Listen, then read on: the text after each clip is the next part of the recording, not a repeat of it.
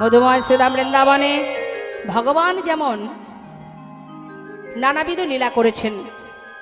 আস্তে ভগবান লীলা করেছেন কেন?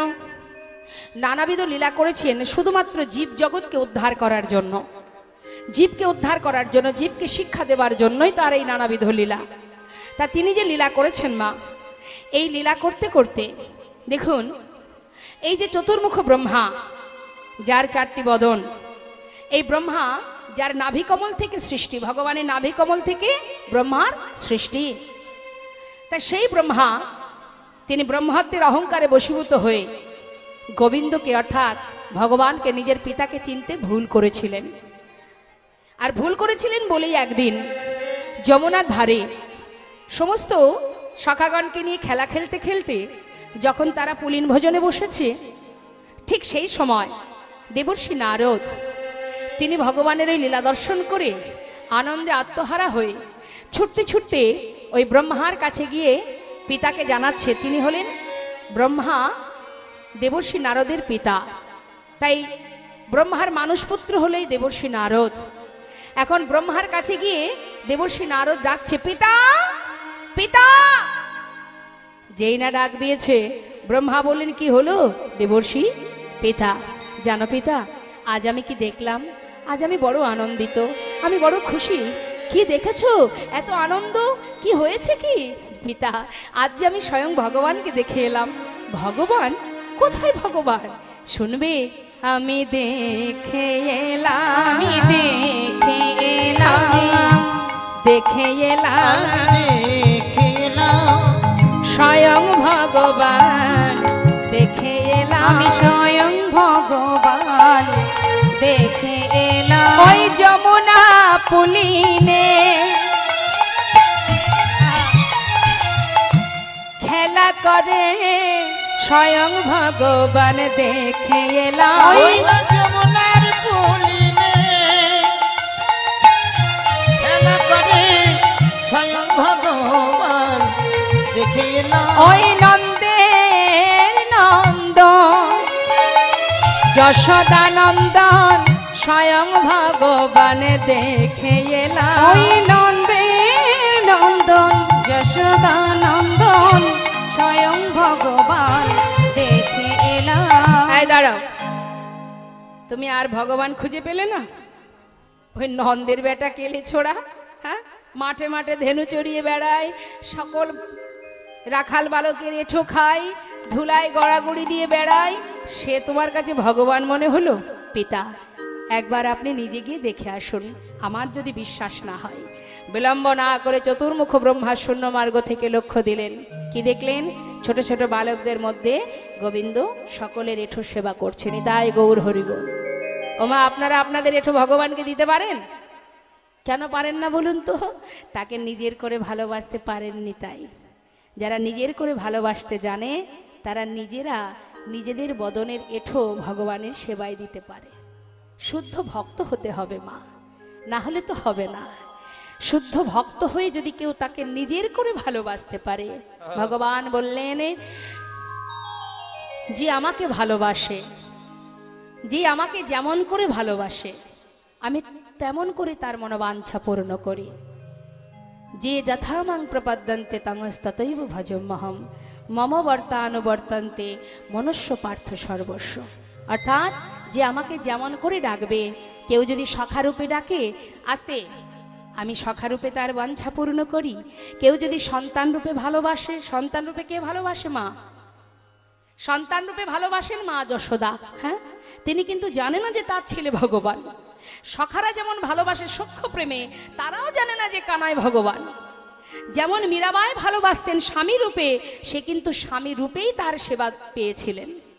অর্থাৎ যে যেমন করে ডাকবে আমি তেমন করেই তার বাঞ্ছা পূর্ণ করি, এবং আমি তাকে যে আমার শরণাপন্ন হয় আমি তাকে সঠিক পথে চালনা করি।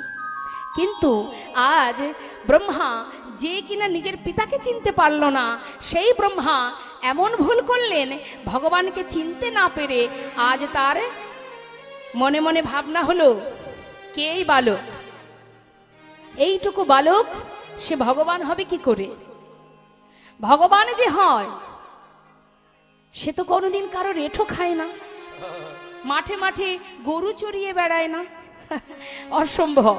হ্যাঁ, আমি পরীক্ষা করব তুমি কেমন ভগবান। আজ পরীক্ষা করছেন ব্রহ্মা। কি করলেন?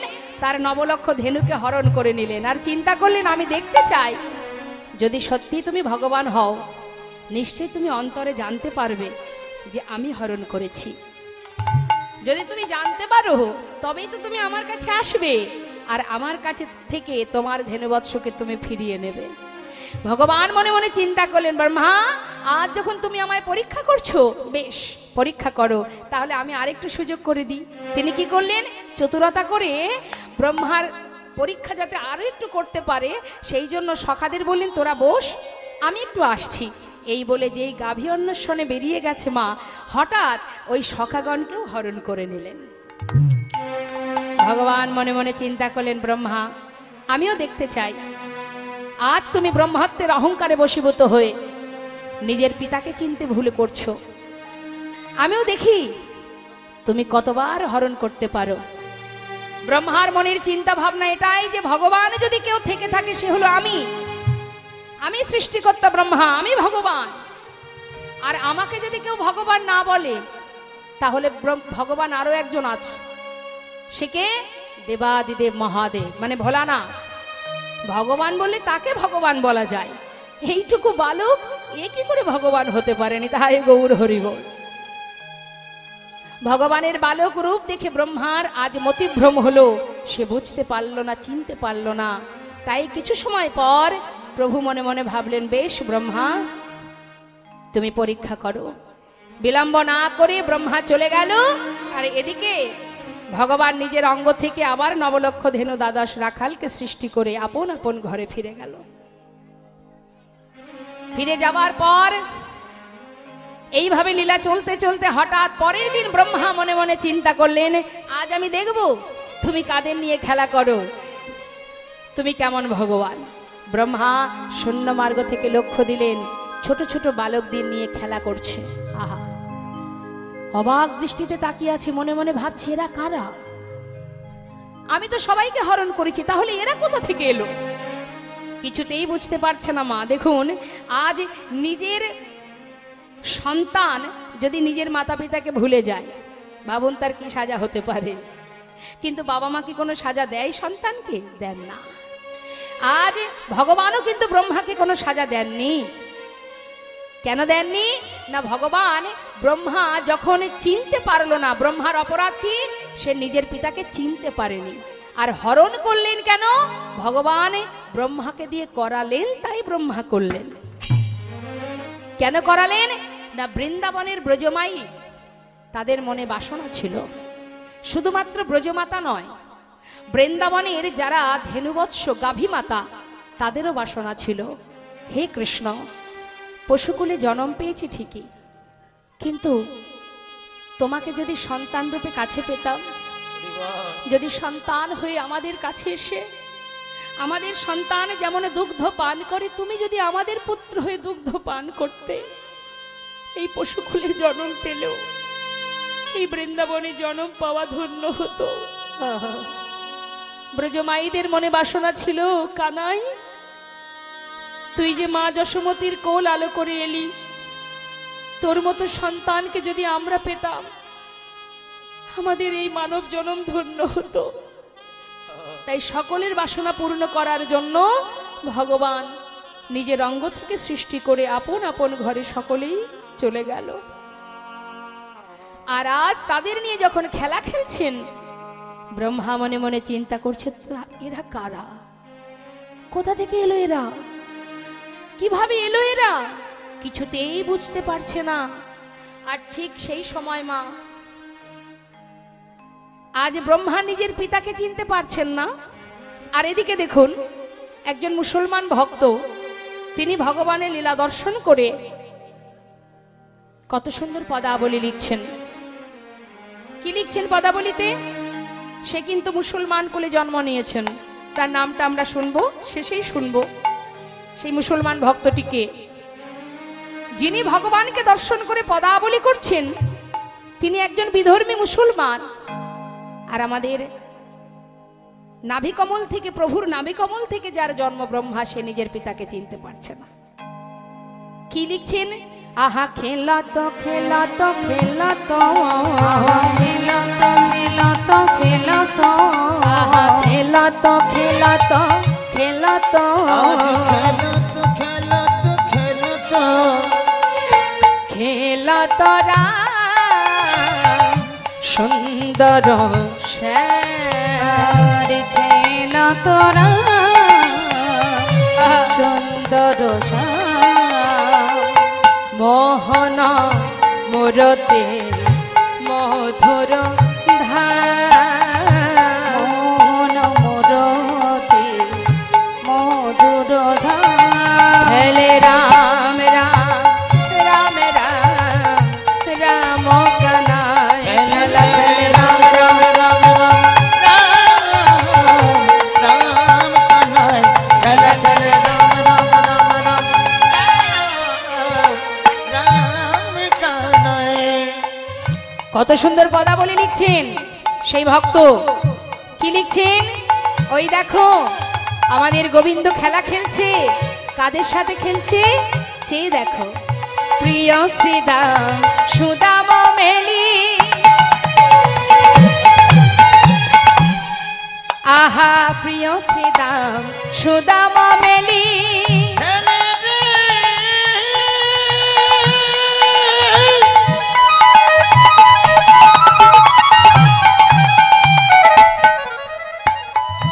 আরে যমুনা পুলিনে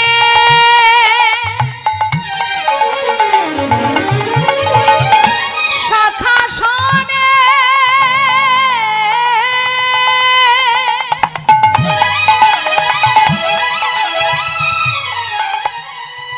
আজ নব নব নব লীলা,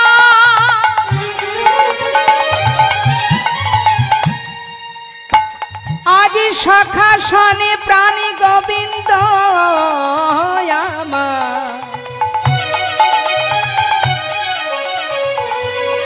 আজ বৃন্দাবন আলো করে,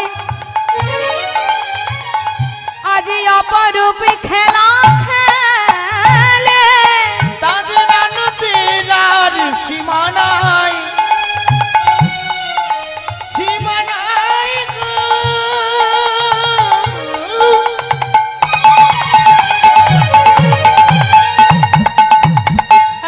খেলা খেলে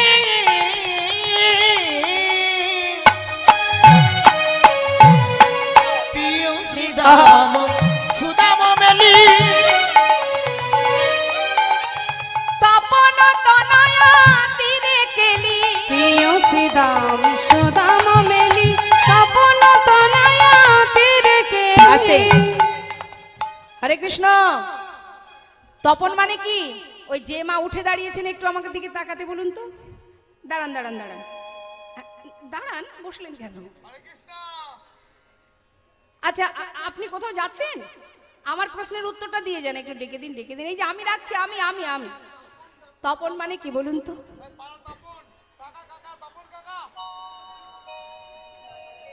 হরি বল। উঠলেই কিন্তু বিপদ। কেমন? মন দিয়ে শুনুন। তপন মানে কি মায়েরা বলতে পারবেন? আমার বাবাদের। বাহ, খুব সুন্দর। তপন তনায়া, তনায়া মানে কন্যা। কন্যার নাম কি? মানে সূর্যের কন্যার নাম কি?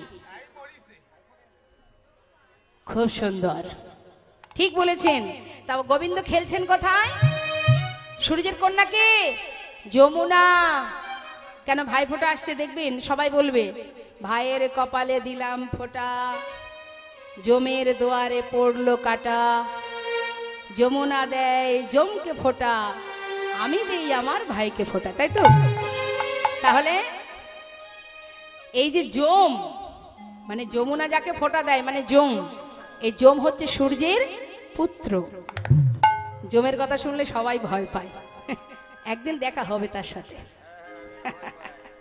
এখন বাবা আরো একটা পুত্র আছে, সে কে? গ্রহরাজ, যমরাজ গ্রহরাজ। হ্যাঁ, তার আরো একটি পুত্র আছে, সে হলো কর্ণ, তাই না? এখন তার কন্যা হলো যমুনা। তা গোবিন্দ খেলছেন কোথায়? যত যত লীলা করেছেন তিনি কোথায়? যমুনার তীরে। হ্যাঁ, তাই আজ যে মহাজন লিখছেন, মুসলমান যে ভক্ত লিখছেন, তিনি কি বলছেন? যে দেখো আজ খেলছেন ভগবান কাদের নিয়ে? প্রিয় শ্রীদাম সুদাম মেলি, ওই না প্রিয় শ্রীদাম সুদাম মেলি, তপন তনয়া তীরে কেলি। প্রিয় শ্রীদাম সুদাম মেলি, তপন তনয়া তীরে কেলি। ধবলি শ্যামলি আওরি আওরি, ধবলি শ্যামলি আওরি আওরি। ভুকার চলত কানরি। রাম রাম রাম হরি বল নিতাই গৌর হরি বল। রাম কানাই খেলা খেলে রাম রাম রাম রাম রাম রাম রাম কানাই। এমন একজন ভক্ত কে হতে পারে মা? হ্যাঁ, মুসলমান কুলে যিনি জন্ম নিয়েছেন তার নামটা আমরা শুনবো, সে কে? মহাজন বললেন দেখো দেখো, আগম নিগম বেদশা, আগম নিগম বেদশা। লীলাই করত কঠ বিহার। আগম নিগম বেদশা, লীলাই করত গোঠ বিহার। নাসির মামুদ, নাসির মামুদ করত হি আশ। কি আশ? নাসির মামুদের মনে কি আশা? হে প্রভু তোমার চরণ শরণ দান।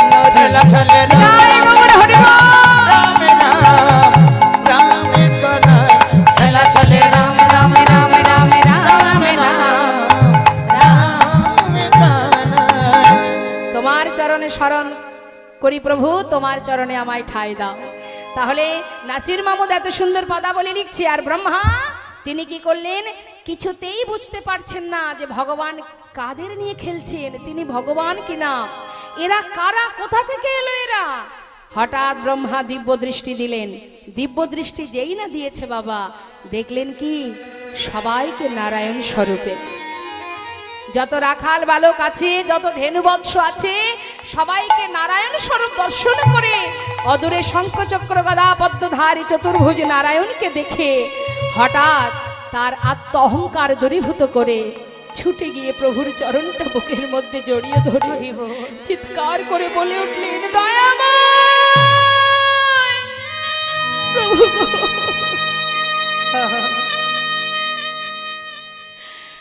আমি অপরাধ করেছি প্রভু, অপরাধ করেছি। আজ নিজের আত্ম অহংকারে বশীভূত হয়ে আমি নিজের পিতাকে চিনতে পারিনি, আমি ক্ষমা করে দাও। তুমি তো পিতা, আমি তো তোমার সন্তান। সন্তান যদি অপরাধ করে, পিতাকে অপরাধ গ্রহণ করে, ক্ষমা করো প্রভু, ক্ষমা করো। ভগবান কিন্তু কোনো কথাই বলছেন না মা। ব্রহ্মা প্রভুর চরণটা জড়িয়ে ধরে কাঁদছে আর বলছে, দয়াময় আমি কি করলাম, আমি কি করলাম, কি অপরাধ করলাম আমি? আমি তোমায় পরীক্ষা করেছি প্রভু, নিজের পিতাকে পরীক্ষা করেছি। এমন হীন কর্ম, এমন নিচু কর্ম কোন সন্তান করে? আমি মহা অপরাধ করেছি দয়াময়।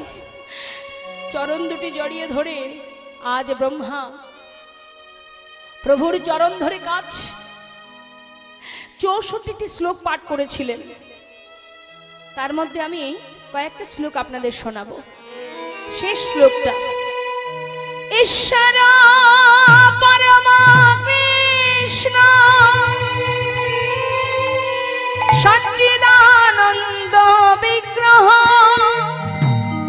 অনাদি আদি গোবিন্দ সর্বকারণের কারণ, অনাদি আদি গোবিন্দ সর্বকারণের কারণ, স্বয়ং ভগবান কৃষ্ণ কৃষ্ণ সর্বস্বর পরমাশ্বর কৃষ্ণ সর্বশাস্ত্রে কয় দাস সখা পিতা মাতা কান্তা গণ লইয়া ব্রজে ক্রীড়া করেন কৃষ্ণ প্রেমাবেশ প্রেমাবেশ হইয়া।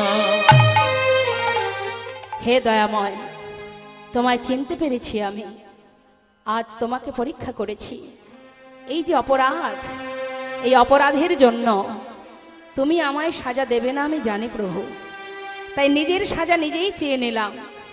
যে হীন কাজ, যে নিচু কাজ আমি করেছি, এর জন্য আগত কলিযুগে তুমি আমাকে এমন জাতিতে জন্ম দেবে, যে হীন জাতিতে জন্ম দেবে, সেই কুলে জন্ম পেয়ে আমি যেন শত যন্ত্রণা শত কষ্ট ভোগ করতে পারি। কিন্তু তোমার কাছে শুধু একটা নিবেদন, যে পাপ আমি করেছি এর জন্য সাজা আমি পেতে চাই, কিন্তু প্রভু যে নাম আমি ভুলেছি, আগত কলিযুগে যত কষ্টই আমার জীবনে আসুক না কেন, শুধু তোমার কাছে বাসনা যেন তোমার নামটুকু ভুলে না যায়। এই ছিল তার বাসনা মা। তাই বৈষ্ণব মহাজন বললেন, আজ নিজের অপরাধের সাজা নিজেই চেয়ে নিলেন ভগবানের কাছে। চেয়ে নিয়ে তিনি এই কলিতে সেই অপরাধের প্রায়শ্চিত্ত করবার জন্য তিনি কোথায় এলেন? বাংলাদেশে। বাংলাদেশে কোথায় শুনুন তাহলে কি বলছে মহাজন। খুলনা জেলার বুড়নে গায়ে আজি প্রকট হইল, প্রকট হইল খুলনা জেলার বুড়নে গায়ে আজ প্রকট হইল গো, প্রকট হইল নাম প্রচারিতে ব্রহ্মা, নাম প্রচারিতে ব্রহ্মা, নাম প্রচারিতে ওই ব্রহ্মা, নাম প্রচারিতে ব্রহ্মা, জনম জেনিলা দিকে দিকে নাম প্রচারিলা, ওই নাম প্রচারিতে ব্রহ্মা জনম জেনিল দিকে দিকে নাম প্রচারিল। সে যে নামাচার্য হরিদাস, সে যে নামাচার্য তাই গৌর হরিদাস, নামাচার্য হরিদাস, নাম ব্রহ্ম হরিদাস, নামাচার্য হরিদাস, নাম ব্রহ্ম হরিদাস, নামাচার্য হরিদাস, নাম প্রচারিতে ব্রহ্মা, জনম জেনিল দিকে দিকে নাম প্রচারিল। ওই নাম প্রচারিতে ব্রহ্মা, জনম জেনিল দিকে দিকে নাম প্রচারিল। তাই তো শাস্ত্রে চৈতন্য চরিতামৃতে শ্রীলকৃষ্ণদাস কবিরাজ গোস্বামী লেখা চৈতন্য চরিতামৃতে 11 অধ্যায়ে আছে, একটু লক্ষ্য করবেন কি বললেন। হীন জাতিতে জন্মময় নিন্দ কলেমা, হীন কর্মে রতময় অধম পামা। অর্থাৎ হীন জাতিতে জন্মময় নিন্দ কলেবর, কলেবর মানে দেহ, হীন কর্মে রতময় অধম পামার, এমনই অধম আমি। আর যে হীন কর্ম, যে নিচু কাজ আমি করেছি, এর জন্য আমায় আগত কলিযুগে প্রায়শ্চিত্ত করতেই হবে। এসে পৌঁছালেন এই কলিযুগে। এখন বর্তমান আর খুলনা জেলা নেই বাবা, ওটা এখন যশোর জেলা হয়ে গেছে। সেই যশোর জেলায় আজ সন্তান রূপে এলেন কার ঘরে? হবিউল্লাহ আর শাকিলা বিবির কোল আলো করে। 1372 শকাব্দ 857 সালে এলেন সন্তান। মা বাবা ছেলের নাম দিল কি? হারিস। কিন্তু ছেলের স্বভাব, তার আচরণ, তার লক্ষণ, তার ভাবধারা সবই অন্য রকম। কারণ ভগবানের পার্শ্বদ কিনা, সে যে কুলেই জন্ম নিক তার লক্ষণ তো অন্যরকম হবে। এখন সে মুসলমান কুলে জন্ম নিলে কি হবে মা? যেখানেই তুলসী মঞ্চ দেখে প্রণাম করে, সারাদিন বদনে কৃষ্ণ নাম করে, সাধুগুরু বৈষ্ণবকে দেখলে প্রণাম জানায়। সমাজ কি মেনে নেবে? সমাজ মেনে নিল না। সকলে দলবদ্ধ হয়ে হবিউল্লাহর কাছে এসে বললেন, এই হবিউল্লাহ, তোমার পুত্র দুধের শিশু, তার মাত্র 12 বৎসর বয়স, এইটুকু শিশু, সে কিনা মুসলমান হয়ে করে ওই হিন্দু দেবতার নাম।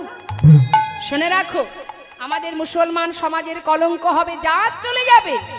তুমি ওকে বলো সে মুসলমান হয়ে যেন এই অপরাধ না করে, সে যেন আল্লাহর নাম করে, মসজিদে যায়। ভালো করে জানিয়ে গেলাম, কথাটা ভালো করে শুনে রাখো। দ্বিতীয়বার যদি এই কাজ না হয় তাহলে উপযুক্ত সাজা কিন্তু ও পাবে। হোমা, ছোট্ট ছেলে হবিউল্লাহ পুত্রকে ডাকছে, হারেস এদিকে আয়। করজোড়ে বললেন, আব্বাজান।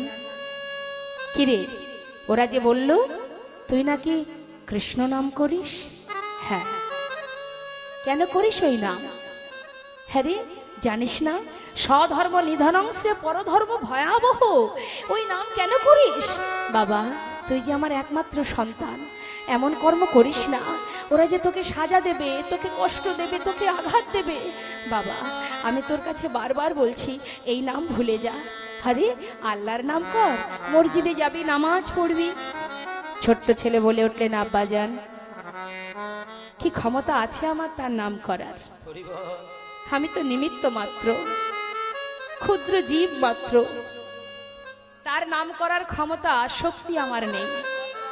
তবে আমি করি কেন জানো? তিনি আমাকে দিয়ে করান, তাই আমি করি। হরি বল। তিনি সবই করান, তিনি যা করেন আমি তাই করি। আমার ক্ষমতা নেই তার স্মরণ করার। তাই আব্বাজান, এর জন্য ভেদাভেদের কি বা প্রয়োজন? যে যাকে ডাকে যেমন করে ডাকে ডাকুক। না রে বাবা, এই নাম করিস না। কিছুতেই শুনছে না মা, কিন্তু ছোট্ট ছেলে বাবাকে উপদেশ দিচ্ছে, শোনো আব্বাজান, তুমি তো বলছো একই খোদা তাআলার সৃষ্টি হিন্দু মুসলমান। আব্বাজান শুনে নাও তাহলে, আজ আমি তোমায় বলবো, তুমি শুনবে। কত সুন্দরভাবে বোঝাচ্ছেন মা। কি বলছে? আল্লাহ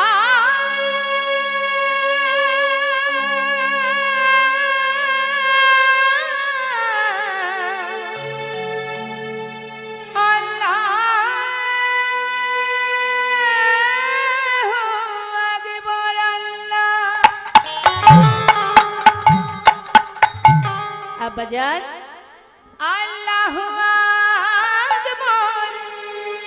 আবার সেই তো নটবা,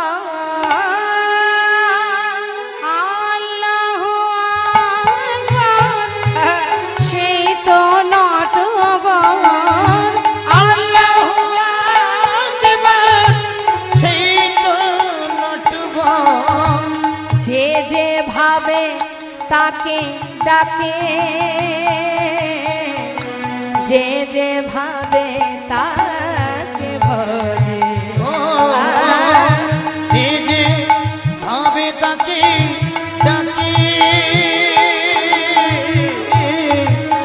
যে যেমন ভাবে তাকে ডাকে। ভজ হরে মন শ্রীনন্দির নন্দন, অভয় চরণার বৃন্দ রে। ভজ হরে মন শ্রীনন্দে নন্দন, অভয় চরণর বিন্দ রে। শোনো, দুর্লভ মানব জনম সৎসঙ্গে, দুর্লভ মানব জন্ম সৎসঙ্গে, তরহি রে ভব সিন্ধু রে। ভজ হরে মন শ্রীনন্দে নন্দন, অভয় চরণর বিন্দ রে। ভালো করে শুনে নাও, পেয়েছো সাদের কৃষ্ণ ভজনের জনম। আর কৃষ্ণের ভজন পথে এগোতে গেলে অনেক বাধা আসে, কিন্তু যারা প্রকৃত ভগবানকে ভালোবাসে তারা জাগতিক জগতের বাধাকে বাধা মনে করে না। আব্বাজান শোনো শোনো, কদিন রহিবে এ ভব মাঝে, আর অবিলম্বে কর যাহা করিবা।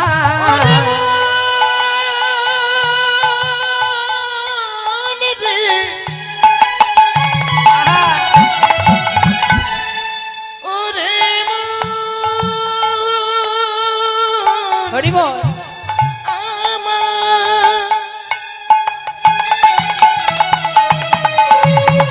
কদিন রহিবে এ ভব মাঝে, আর অবিলম্বে কর যাহা করিবা। পরের কথা কি বা আসে যায়,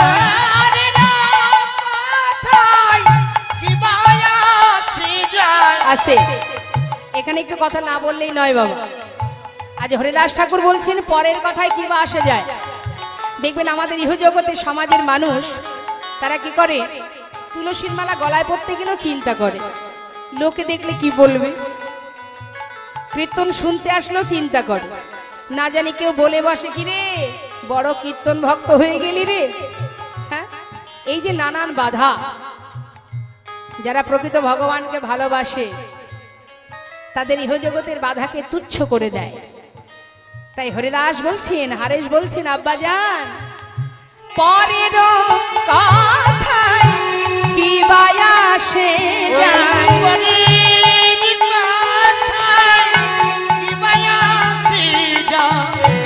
মিছে দাগা তুমি পেও না। তাই গৌর হরি বল, হরি বল।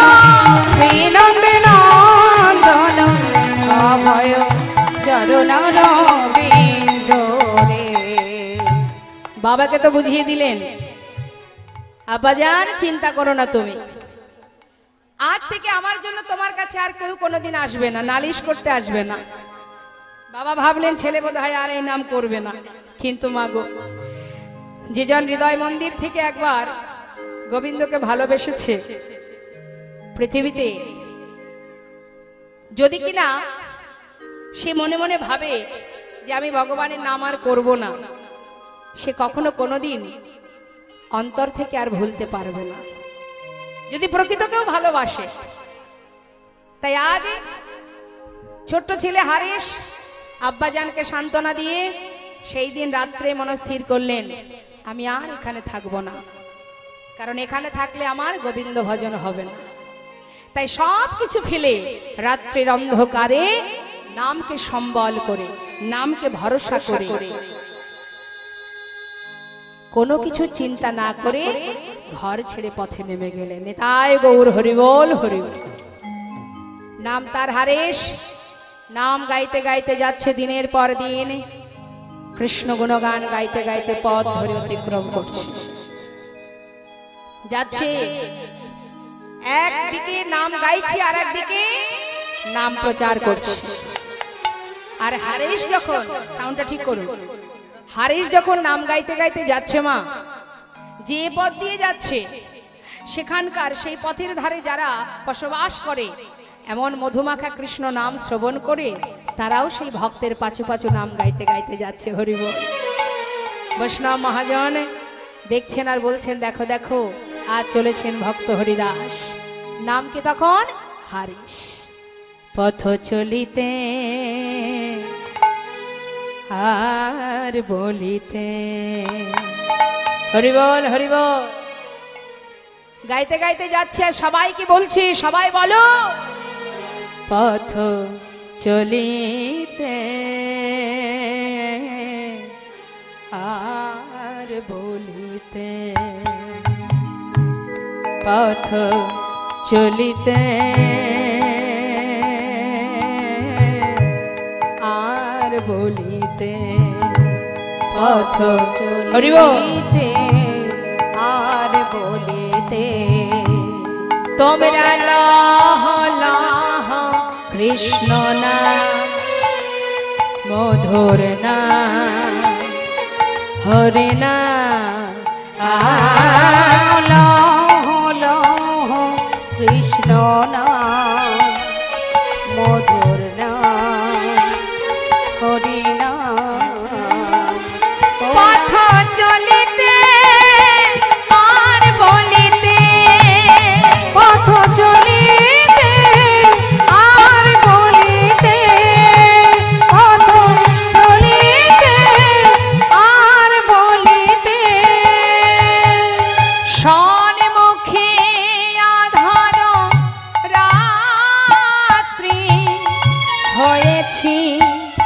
পথ যা সন্মুখে আধার রাতি, আমি হয়েছি পথযাত্রী। কি বলছে? সম্মুখে আধার রাত্রি, আমি হয়েছি পথযাত্রী। আর সম্মুখে আধার রাত্রি, আমি হয়েছি পথযাত্রী। চলিতে কৃষ্ণ নাম, আবার বলিতে হরি নাম। চলিতে কৃষ্ণ নাম, পথ চলিতে হরি নাম। পথ চলিতে গৌর হরি বল, হরি বল। পথ চলিতে আর বলিতে, পথ চলিতে আর বলিতে, পথ চলিতে আর বলিতে, পথ চলিতে আর বলিতে। নিতাই গৌর হরি বল, হরি বল। চললেন বাবা কৃষ্ণ নাম সার করে, চলতে কৃষ্ণ নাম, বলতে কৃষ্ণ নাম। আমরা কি করি? দিবস রজনী আবল তাবল পাঁচালো পড়িতে পারো, তাহার ভিতরে একবারও কে কৃষ্ণ বলিতে নারো। পাঁচজন রমণী যদি এক জায়গায় হয়, কি আলোচনা হয়? কার বাড়ির মেয়ে চলে গেল, কার বাড়িতে কি উন্নতি হলো, তাতে আমার একটু হিংসা হলো, কার বাড়িতে কি ভালো হলো, কার বাড়ি কি ক্ষতি হলো, এই তো পর সমালোচনা, তার তো আর কিছু হয় না। একমাত্র বাবা কৃষ্ণ কথা কোথায় হয়? যদি আপনি গুরু গৃহে যান, গুরুদেবের সম্মুখে আপনি যতক্ষণ বসবেন, আধ ঘন্টা বসুন, 5 মিনিট বসুন, আর 5 ঘন্টাই বসুন, সেখানে কৃষ্ণ নাম ছাড়া আর কিছু হয় না। তাই আমাদের ইহজগতে এই মনুষ্য জীব আমরা সর্বদা এই যে অসার বস্তুকে নিয়ে দিন কাটাচ্ছি, ছেলে মেয়ে সংসার আত্মীয় পরিজন, একবারও বিচার করে দেখেছেন? কাতব কান্তা কাস্তে পুত্র সংসারায় বতিব বিচিত্র, নলিনী জলগত তরলাং তাদ পদ অতিশয় চাপন। একবার অনুভব করুন, একবার বুঝতে হবে আমাদের, আমরা যে ঘুরে বেড়াচ্ছি মা সংসার জীবনে, ছেলে আমার, মেয়ে আমার, স্বামী আমার, সংসার আমার, এটা আমার, ওটা আমার, এই যে আমার আমার করছি আমরা, এটা কেমন বলুন তো? বিচিত্র নাট্য মঞ্চের অভিনয়। সংসার জীবনটা শুধুমাত্র মায়া আর মোহ, মায়া মোহ আসক্তি, এই নিয়ে আমাদের সংসার। হরি বল। কিন্তু মায়া কতক্ষণ থাকবে? একদিন এই মায়াও আপনাকে ত্যাগ করবে। কোন দিন করবে? যেদিন আপনার শক্তি ক্ষমতা ফুরিয়ে যাবে। সংসার তেমনই, আপনি সংসারের জন্য সারা জীবনটা মাটি করবেন, শেষের দিনে আপনার জায়গা ঘরের এক কোণে হবে, না হয় বৃদ্ধাশ্রমে হবে। কিন্তু একবারও ভেবে দেখেছেন? আস্তে আস্তে গল্প করার জায়গা অনেক আছে, একটু শান্ত হয়ে বসুন, লক্ষ্য করে দেখবেন আমাদের এই মনুষ্য জাতি, আমাদের কতবার পরিবর্তন হয় জীবনে বাবা, কতবার যে আমরা বদলাই, আমাদের কতবার পরিবর্তন হয়। আমরা এমনই জাতি, আস্তে কথা নয়, একটা ছোট্ট বাচ্চার সামনে আপনি যদি 50,000 টাকা আর একটা দামি খেলনা দেন, বাচ্চা কোনটা আশ্রয় করবে? বাচ্চা কোনটা নেবে? খেলনা। সে টাকা নেবে? অর্থাৎ কেন নেবে না? টাকার অর্থ সে বুঝবে না, তার কাছে খেলাটাই শ্রেয়, অর্থাৎ ওই খেলনাটাই সে কি আনন্দ সহকারে আশ্রয় করবে। এবার বলুন তো মা, ওই বাচ্চা যখন আরেকটু বড় হবে, তখন তার আশ্রয় কি হবে? আবার কিন্তু আশ্রয় বদলে যাবে, বদলে যাবে তো।